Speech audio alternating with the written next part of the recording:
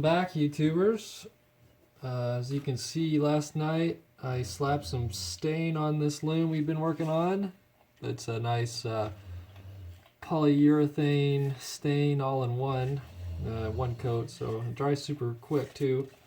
And if you made it with us this far, awesome. This is the fun part.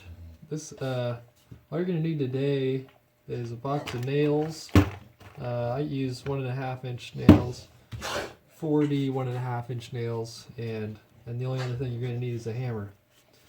And actually, this could be useful. You don't have to use it, but I just have a block of wood that I use as a gauge. And so I'll hammer one nail in to the length of this. I'll show you.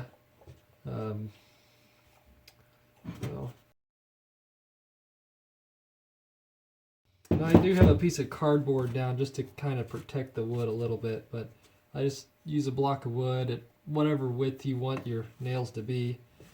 I say about half the length of your nail needs to be in the wood at least.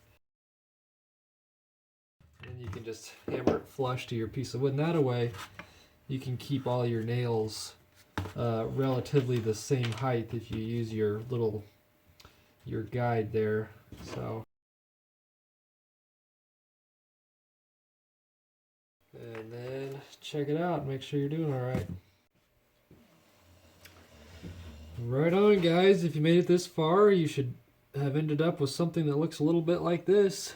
You got your nails driven in relatively uniform, and yeah, this is the finished product, guys.